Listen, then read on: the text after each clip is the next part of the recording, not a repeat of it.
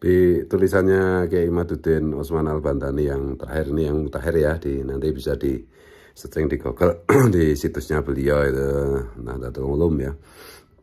Itu kesimpulannya begini, ternyata selama ini apa itu klan Ba'alawi, Habib Ba'alawi itu membangun reputasi, membangun apa kuwi jenenge pengakuan nasab hanya berdasarkan mimpi dan halusinasi serta apa itu klaim-klaim palsu, serta memakai nama-nama ulama, mengatasnamakan ulama, mengatakan begini dan begitu, dan ternyata setelah dicek itu apa bohong, dusta. Jadi kebiasaan memang begitu ya. Kalau sekarang misalnya di Indonesia juga kebanyakan kelakuannya kayak begitu ya, ya pantas. Dan ini tulisan Kiai Imad udah dibacakan oleh saudara saya Gusmar dari KBN Nusantara gitu. Jadi kita dengarkan aja gini, cuma berapa menit ini sedikit saya cepatkan supaya apa cepet gitu loh. Udah dibacakan Gusmar ya, saya tinggal pakai aja. Nanti teman-teman bisa cek tulisan Kiai Imaduddin Osman di situs beliau ya. Oke, ini kita dengarkan. Nasab Ba'alawi sejak pertama kali mereka datang ke Tarim, banyak kalangan ulama Tarim yang meragukannya. Hal ini dapat kita telusuri dari kitab-kitab yang ditulis dari keluarga Ba'alawi sendiri, di mana banyak kita jumpai dari kitab-kitab mereka narasi apologetik akan keabsahan nasab mereka. Apologetik itu alasan sebagai hal yang amat penting. Rupanya keluarga Ba'alawi memiliki perbedaan dari keluarga lainnya, di mana nampaknya mereka sangat memerlukan pengakuan itu. Kitab Al-Ghurar contohnya, kitab karya seorang Ba'alawi yang bernama Muhammad bin Ali bin Alawi Khirid, wafat tahun 960 Hijriah. Ini, dalam kitab ini mengisahkan tentang bagaimana orang-orang Tarim di abad ke-6 Hijriah meragukan nasab Ba'alawi. Lalu, salah seorang di antara Ba'alawi yang bernama Ali datang ke Basrah untuk meminta isbat akan kesayidan mereka. Lalu diceritakan dalam kitab tersebut bahwa nasab mereka kemudian diisbat oleh para imam dan para qadhi. Itu bisa dilihat di kitab Al-Ghurar halaman 112. Yang sedikit menggelitik dari kisah itu adalah, bukankah Ahmad bin Isa berasal dari Basrah? Dan bukankah disebut dalam literasi Ba'alawi bahwa 3 anak Ahmad yaitu Muhammad, Ali, dan Husain ditinggalkan di Basrah? Seharusnya sebelum mendatangi qadhi, ia mendatangi keturunan Ahmad bin Isa yang tinggal di sana. Jelas cerita itu meragukan, dan hari ini kita dapat memastikan bahwa Ali yang diutus keluarga Ba'alawi itu, jika benar ia datang ke Basrah, ia tidak bertemu dengan keturunan Ahmad bin Isa, karena jika ia bertemu keturunan Ahmad bin Isa, ia akan dapatkan catatan-catatan banyak sekali tentang nama-nama keturunan Ahmad bin Isa yang hari itu, yakni abad ke-6, mungkin sudah ratusan bahkan ribuan orang. Tetapi kenapa keluarga Ba'alawi sekarang hanya dapat menyebut keturunan Ahmad bin Isa yang tinggal di Basrah? Terbatas beberapa nama, tidak lebih dari 10 nama yang sudah populer terdapat di kitab-kitab nasab seperti Tahzibul Ansab, Al-Masdi, Al-Muntaqilah. Seperti Tahzibul Ansab, Al-Masdi, dan Al-Muntaqilah. Dari sana kita dapat memahami bahwa nasab Ba'alawi sangat diragukan di abad 10 itu, yaitu ketika Muhammad Khirid menulis kitab Al-Ghurar itu, atau minimal sangat diragukan mulai abad 9, di mana berita isbat ke Basrah itu pun diceritakan oleh Al-Jauhar As-Safaf karya Al-Khatib yang wafat pada tahun 855 Hijriah.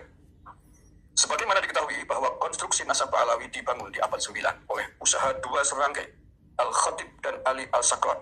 Namun penulis hanya menjadikan Al-Sakran sebagai tokoh awal penyebut nasab Ba'alawi dikarenakan kitab Al-Jauhar As-Safaf sampai saat ini masih berupa manuskrip. Aneh, yang di kalangan Ba'alawi sendiri sepertinya tidak berani mencetaknya. Penulis kira langkah tidak mencetak Al-Jauhar As-Safaf itu bijak, karena efek dominonya akan beresiko terlalu keras terhadap konstruksi nasab Ba'alawi sendiri, di samping output dan resonansi positifnya tidak terlalu signifikan. Selain kisah isbat ke Basrah yang menggelitik itu, Al-Ghurar juga menyajikan kisah apologetik nasab Ba'alawi berupa kisah-kisah mistik, mimpi, dan khurafat atau dongeng-dongeng yang tidak dapat dikonfirmasi ilmu pengetahuan. Di antaranya diceritakan di kitab tersebut bahwa sekelompok Ba'alawi sedang berjalan menuju suatu tempat, lalu bertemu dengan seorang laki-laki dari Tau'an. Lalu keluarga Ba'alawi bertanya tentang nasabnya. Lalu laki-laki itu berkata, "Aku semalam bermimpi bertemu Siti Fatimah Zahra." Lalu ia berkata, "Besok engkau akan bertemu dengan 2 anakku." Ini bisa dilihat di kitab Al-Ghurar halaman 115. Dari cerita itu, pengarang kitab Al-Ghurar ingin mengatakan bahwa nasab Ba'alawi sah karena telah diisbat oleh Siti Fatimah di dalam mimpi seseorang. Yang mengkritik lagi, seseorang yang bermimpi itu tidak disebutkan siapa. Juga tidak disebutkan keluarga Ba'alawi yang bertemu dengannya itu siapa. Di tempat lain, disebutkan dalam Al-Ghurar bahwa ia menerima berita dari Syekh Abdullah bin Abdurrahman Fadl Bilhaj, mungkin maksudnya Syekh Abdullah bin Abdurrahman Bawadol, yang wafat tahun 981 Hijriah. bahwa ia pernah bertemu dengan seorang Ba'alawi, lalu ia bersikap biasa-biasa saja ketika bersalaman. Mungkin tidak mencium tangannya. Lalu malamnya ia bermimpi bertemu Rasulullah memerahinya. Lihat halaman di kitab Huror halaman 115. Kisah ini, walau menyebut nama seseorang yang terkenal, namun tidak dapat dikonfirmasi oleh apapun akan kebenarannya. Ditambah, penulis beberapa kali menemukan kedustaan dari riwayat ulama Ba'alawi ketika mengutip pendapat ulama-ulama besar dalam masalah nasab dan sejarah. Contohnya seperti ketika ulama Ba'alawi atau pendukungnya mengutip pendapat Ibnu Hajar Al-Haytami tentang bahwa seorang syarif bodoh lebih mulia dari seorang kiai, katanya terdapat dalam kitab fatwanya. Ternyata setelah penulis teliti kitab tersebut tidak mendapatkan pendapat Al-Haytami yang seperti disebutkan. Bahkan Al-Haytami berpendapat sebaliknya bahwa seorang syarif, anak orang bodoh, tidak sekufu dengan seorang perempuan putri kiai. Bisa dilihat di Al-Fatawa Al-Kubro Juz 4 halaman 101. Demikian pula Syekh Yusuf An-Nabhani, ulama pro Ba'alawi, mengutip pendapat As-Suyuti dalam kitab Khosois. Katanya, As-Suyuti berkata bahwa siapapun dari makhluk Allah tidak sekufu dalam pernikahan dengan keluarga Nabi Muhammad SAW. Setelah penulis teliti dalam kitab Khosois, ternyata As-Suyuti tidak pernah menyatakan kalimat tersebut.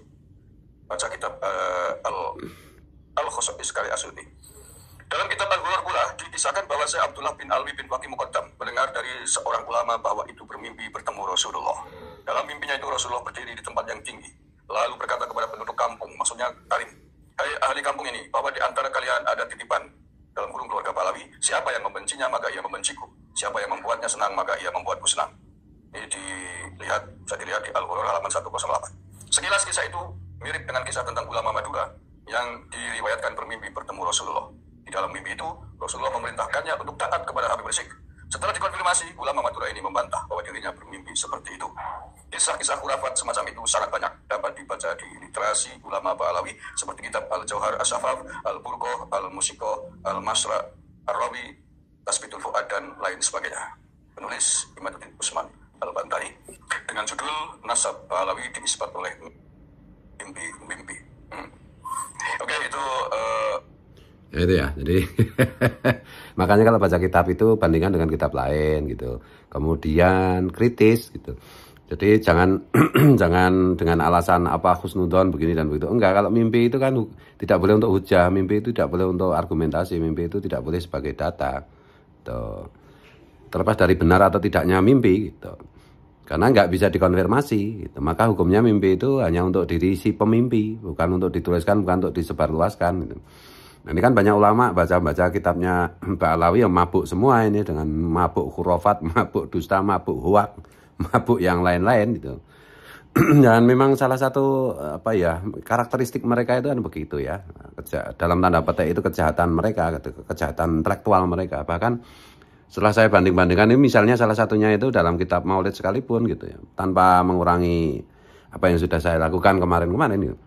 Tapi ini fakta, qul haq walau kana murran, bahwa kitab sholawat Maulid Simtud Duror itu sendiri kan bisa dikatakan hanya plagiat dari Adibai gitu. Misalnya kalimat sholawatnya aja, ya Rabbi sholli ala Muhammad, ya Rabbi sholli alaihi wasallim, ya Rabbi, itu kan yang mulai kan Adibai. Kemudian dicangkokkan ke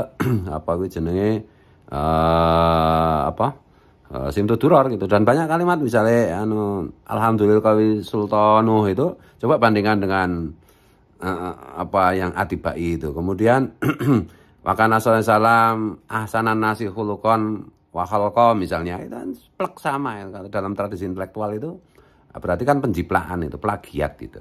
Tapi kan tidak pernah mengakui itu sebagai plagiat. Beda dengan misalnya Adibai itu ya. Penulis Adibai itu dengan terus terang mengatakan bahwa ini saya saripatikan dari Syaraful Anam gitu, dari kitab Maulid Syaraful Anam, dan seterusnya dan seterusnya. Oleh karena itu ya, membaca itu kan untuk mempelajari, bukan untuk memakan mentah-mentah. Kalau mentah-mentah ya mabuk bener ini. Ya bisa dikatakan kan berarti kitab-kitab yang ditulis oleh oknum-oknum Habib di zaman dulu, Habib Ba'alawi, itu dusta, huwak, khurafat, ngawur, serta ya nggak bisa dipertanggungjawabkan secara ilmiah, dan penuh dengan indoktrinasi untuk membela kelompok mereka sendiri, tidak untuk membela Rasulullah, tidak untuk membela umat Rasulullah, tidak untuk membela Islam, tapi untuk membela, untuk menempatkan klan mereka sebagai yang didoktrinkan untuk dihormati, dimuliakan, disembah.